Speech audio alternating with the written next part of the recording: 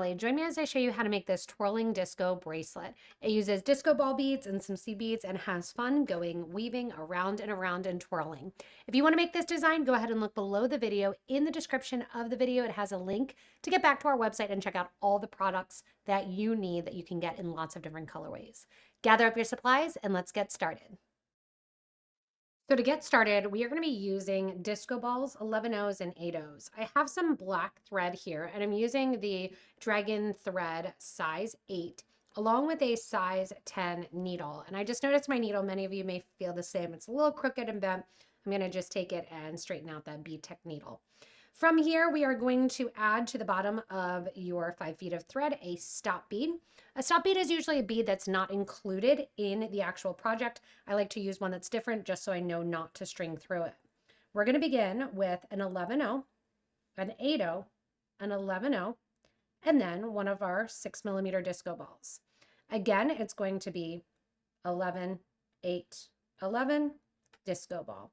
We're going to repeat that pattern the whole length of the project, and that is going to shrink up just ever so slightly. So you want this pretty true to fit depending on what size clasp you're adding. I'm adding a little Clasp Garden ball clasp there at the end to go along with that disco ball theme. So just that same pattern, 11, 8, 11, and your disco ball. String it on. When you get to the end of the initial row, it's time to put on your clasp. I chose a crystal disco ball clasp from Clasp Garden, and I'm actually using a gunmetal wire guard to hide the black thread that I'm using for you guys so you can see it easily. You're going to go up through your wire guard if you have one. You can put on a button, you can put on any type of clasp you want, lobster clasp, toggle clasp, going back down through that wire guard. If my project and the loop of my clasp can fit inside of a wire guard, I like to add those because it gives it a nice polished look and actually protects your project. Going through there then, I have that wire guard on and my clasp on, and I'm not worrying about reinforcing because I'm coming back down the project again. I'm going to go back through the 11/0 and actually let's use one more 11/0, separate it out a little bit, and back through the 8/0 towards your disco ball beads. From here, we are going to start our first little lap of our design.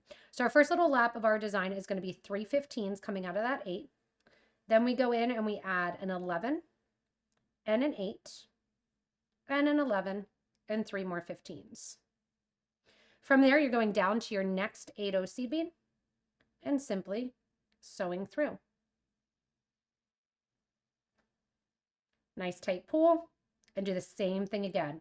Really simple, 1, 2, 3 15s, followed by an 11, 8, 11, followed by 3 more 15s into the next 8/0 seed bead. And after you don't drop them off your needle, you're going to continue down the whole length of the project, adding in that little bump out from each one of your disco ball beads. When you get to the end of the design and you have all of your little loops there, you're going to see that naturally they kind of start to take sides, that they're going every other just because of the tension that's pulled on the original strand. Coming out the 8/0, I'm going to add one 11/0 to match the opposite side.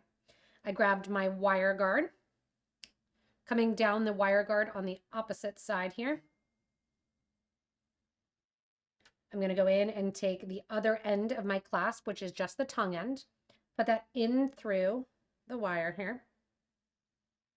Let that go up on the wire guard. If you ever have the time where it doesn't quite fit over the wire guard, all you have to do is go into the wire guard there very gently and just kind of press that U-shaped channel together, and then that usually will go right in there really, really easily. From here, we are going to go down through the opposite 11/0. Now, we are not coming back down this project, so we need to reinforce and end this thread basically right here at this point. You can go back down. Actually, we'll go back down through the middle. That'll give us an opportunity to reinforce here. But I'm going to go right back up through the 11 that I put on right before my wire guard, through the wire guard again, just to get a second strand here. Down through the opposite side, making sure you're not going through the stop bead. On the opposite side, you want to go through the alternative 11/0 seed bead and out. whenever you're going through a wire guard for the second time, this is when I find that it most often the thread escapes the wire guard and kind of pops off the side because the U channel already has one thread in there. So you just want to make sure that it goes into that U channel, especially because we pinched it a little bit, and pull it down nice and tight. Go into the 11-0 or the 8-0 seed bead, but we're going to go into the 8-0 seed bead from the opposite side. We'll start this after we get past this first little link here. So we're going to go into the seed bead here. We're going to go up through the exterior, coming into the 11-0, the 8-0, and then out the 11-0 after the 8-0 seed bead.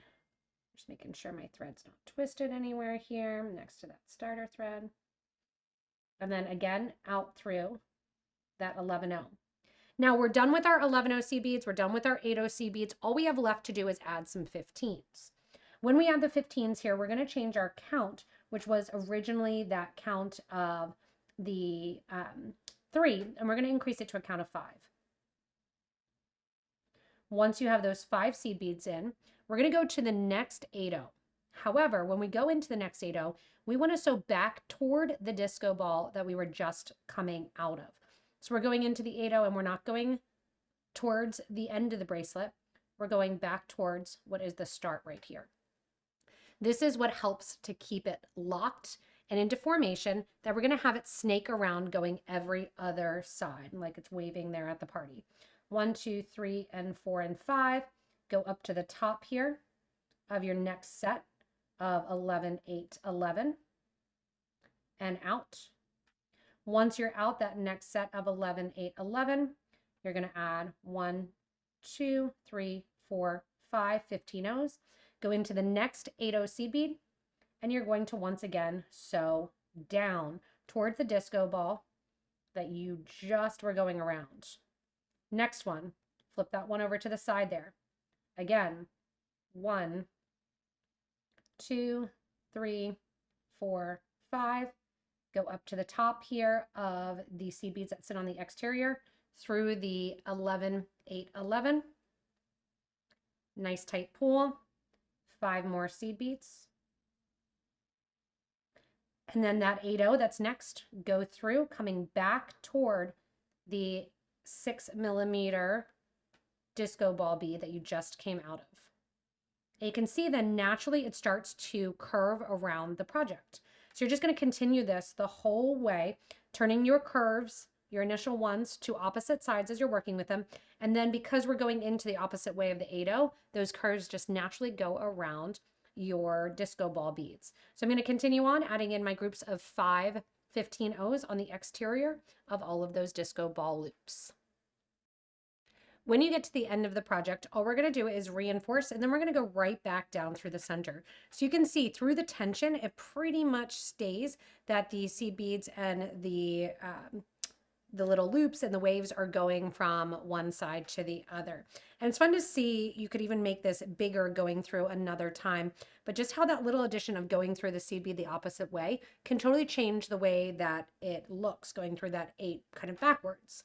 Coming out the end here, I'm going to make it mirror where we started, that second loop row. And we're coming out through that 11-0 seed bead like we would be ready to add more 15s, but instead we're going to go right down through the 3 15s that are already there. And easier said than done here. Wiggle my needle in there. Through the 8-0 seed bead that's already there. And if you can at the same time, sometimes it needs to come out there first. Go through the 11-0 seed bead that sits before the wire guard and the clasp. Separate that out. Up through one side.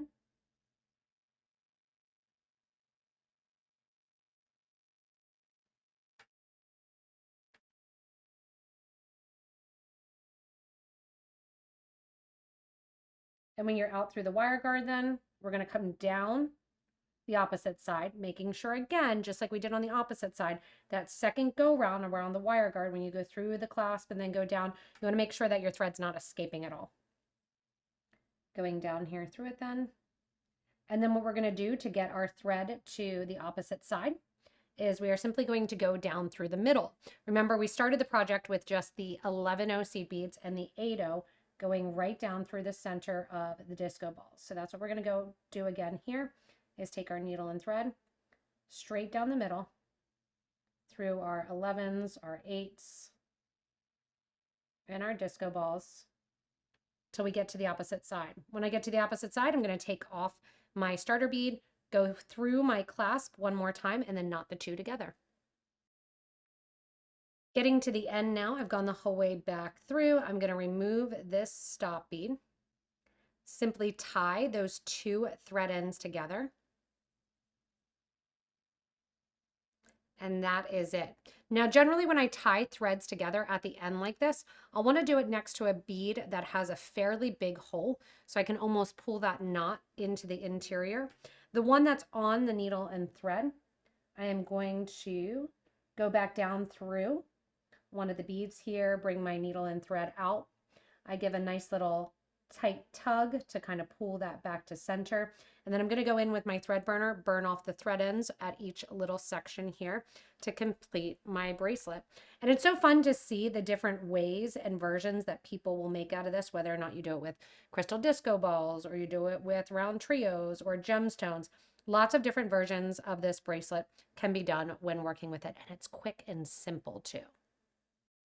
Thanks so much for joining me in this twirling disco bracelet. Remember, you can get all your supplies from us at PotomacBeads.com and get links to it in the description of the video to get back and check out everything you need. As always, if you haven't yet, hit that little subscribe button so you don't miss anything from us here at Potomac Beads. Thanks so much for watching, and stay tuned for more inspirational designs.